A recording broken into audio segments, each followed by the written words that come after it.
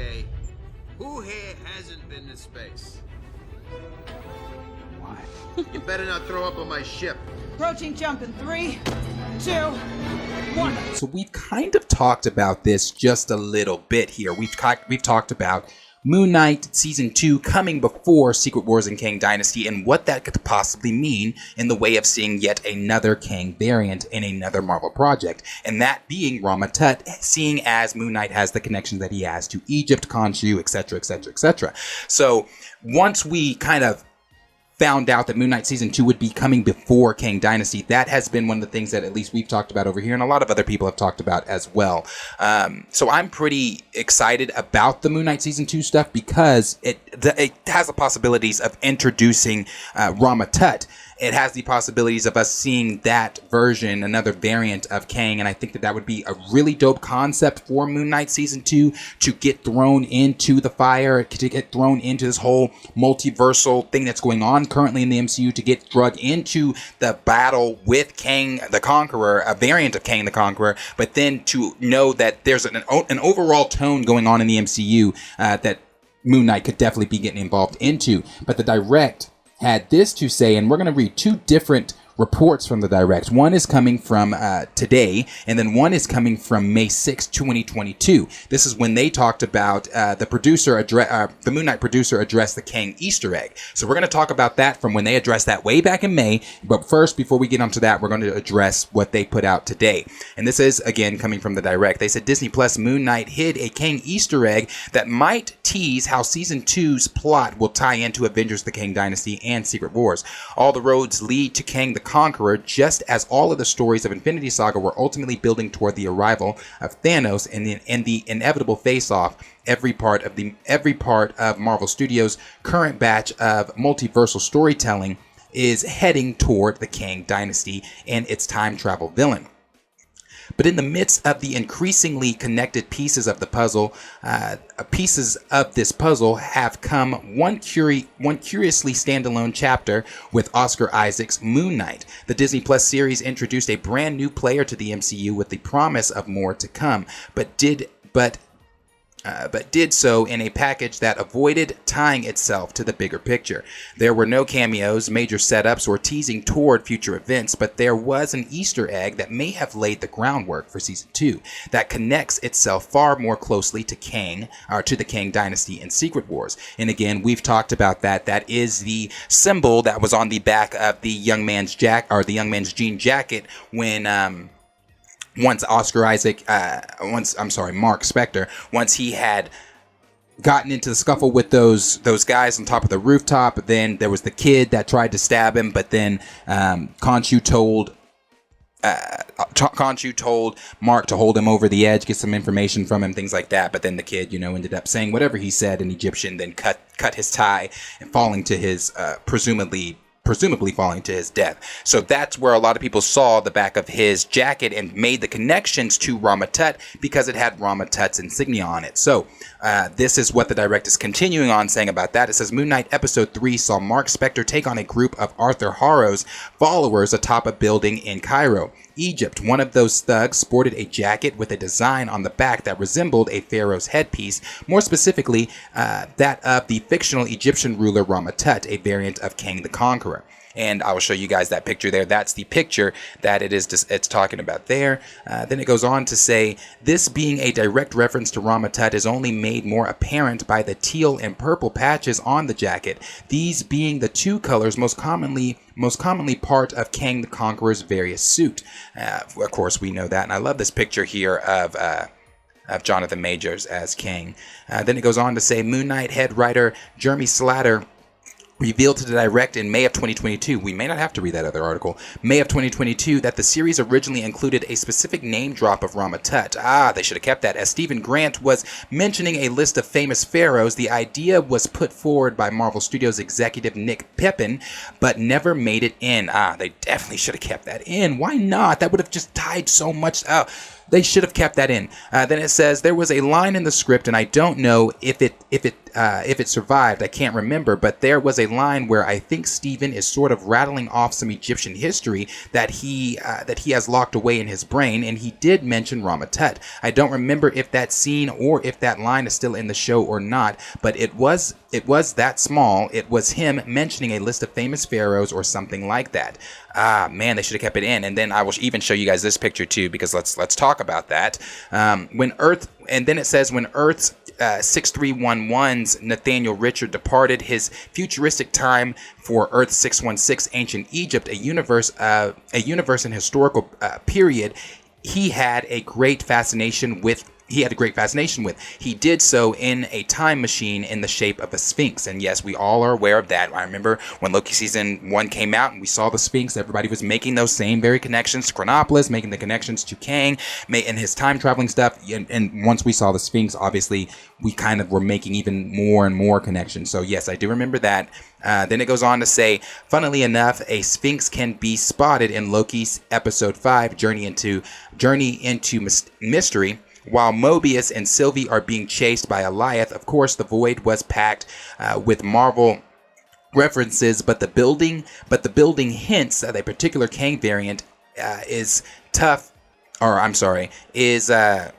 to see as a coincidence. And it says Nathaniel Richards lost his vision almost like the MCU's Wanda Maximoff during his journey to ancient Egypt, but he was still able to conquer the age-old kingdom and appoint himself pharaoh under the disguise of Rama-Tut. Though the use of the futuristic weapons and drones aboard his ship, or through the use of futuristic weapons and drones aboard his ship. Then it says he was also able to restore his vision using a radioactive herb. However, Rama-Tut was ultimately forced to flee the time and space after a time-displaced Fantastic Four spearheaded a rebellion against him. This all happened a year before Kang was ever introduced and serves as the villain's first appearance. And then the last thing... Well, actually, hold on, let me see. No, I want to read this too because it ties into that. So then it goes on to say, Kang actor Jonathan Majors already teased that there are so many variants of Kang the Conqueror, and yet fans have only heard of 2 so far. Loki's He Who Remains and Ant-Man 3's Warrior Kang, although a recent rumor pointed to a third inventor Kang, that's the one that we're all assuming in Loki Season 2 is going to be Victor Timely. When it came to crafting the MCU's Kang the Conqueror, Ant-Man 3, and Avengers 5 writer Jeff Loveness teased how he took a deep dive into the character's comic history and got way into the Rama-Tut and Scarlet Centurion stuff. So Loveness is aware of the Egyptian Kang and may push to include him in his plans. Not to mention, Marvel Studios is eager to develop Kang as a threat to all of time and a whole multiverse. Introducing a Kang variant with domain over one of the most infamous civilizations in the farthest depths of history would only help to develop him as a villain of the past, present, and future. The latest rumor surrounds the unannounced Moonknight Season 2 revealed that Marvel Studios is planning for it to premiere on Disney Plus sometime before May 2026's Avengers Secret Wars. This would place the release somewhere in Phase 6 between fall 2024 and summer 2026. Marvel Studios' desire to have Moon Knight return before Avengers Secret Wars points toward the Disney Plus storyline setting up the blockbuster in some way. And after a debut season with almost no links to the wider MCU, perhaps that's exactly what Moon Knight needs to help him smoothly enter the Avengers fold. Then again, Moon Knight still has plenty of those loose ends to tie up before he can tag along with the Avengers. For one, Mark Spector and Stephen Grant currently believe they are free of Khonshu's control, while their third alter ego, Jake Lockley, continues to do his bidding.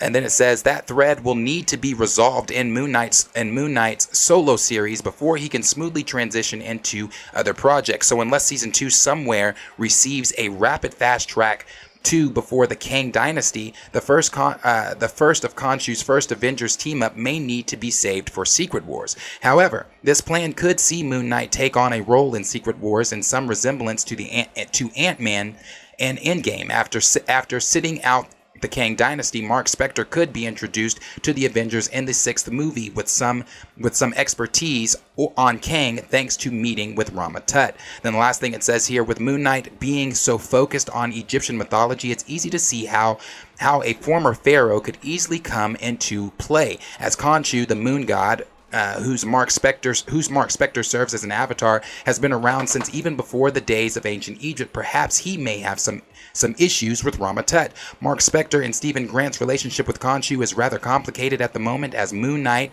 as the moon god, continues to use their body as a host without their knowledge through Jake Lockley's alter ego, through the alter ego Jake Lockley. But the dynamic will likely be repaired soon so that Spector and Grant can go back into action for season 2. And then it says, as he has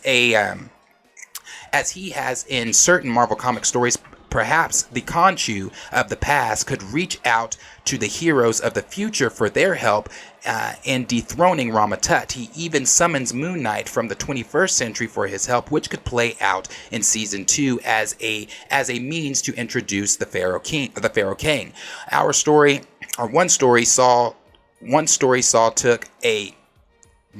One story we saw took a Kang variant to ancient Egypt in search of 3 artifacts that joined into a staff from Khonshu that would offer him dominion over all of time. However, this plan was thwarted when the staff was broken and the components were scattered, with Khonshu calling on the present-day Moon Knight for help. There have already been rumors of ancient artifacts, including Miss Marvel's bangles and Shang-Chi's 10 rings, being the new Infinity Stones in the saga. Perhaps the new MacGuffins. Perhaps these are chunks of the similar powerful artifacts that a multitude of Kang variants will be after to gain dominion over the multiverse. And the last paragraph it has here is, the MCU's Egyptian mythology doesn't currently have any connections to time travel apart from Khonshu rewinding the sky several thousands of years. But some Egyptian gods' magic could facilitate this. After all, Miss Marvel introduced a whole new means of time travel that even contradicted Avengers Endgame. Then it goes on to say, Avengers: The Kang Dynasty hits theaters May 2nd, 2025, and Secret Wars will follow May 1st, 2026. Moon Knight Season 2 has yet to be officially announced with a release date. So, that is what we have and know about some of the things for Season 2 with Moon Knight. And again, we've talked about this a lot. We've talked about this quite a bit moving forward into Kang Dynasty, moving forward into Secret Wars, knowing that multiple Kang variants are going to have to be seen before we get to those films and really establish who Kang is. So, I think that is all actually really cool, especially the Rama Tut stuff. I really, really, really hope that is the direction that they're going in with Rama Tut. Again, it's something we speculated that they were going to do for a while now, when we first learned about Season 2 and Moon Knight coming before Secret Wars. So again, question is for you guys. What are some of the things that you guys are expecting after listening to this article, reading this article, and knowing some of the things going on within the MCU right now with Kang and all these variants and Moon Knight coming before Secret Wars and Kang Dynasty, or at least before Secret Wars? What does that mean? What are you wanting to see? Are you wanting to see Rama Tut? Are you wanting to see some type of struggle? Again, I like what they said there about Moon Knight, maybe not showing up in Kang Dynasty, but showing up after having some expertise with dealing with a variant of Kang, then showing up in Secret Wars. What are you guys' thoughts? Let me know them all down below in the comments.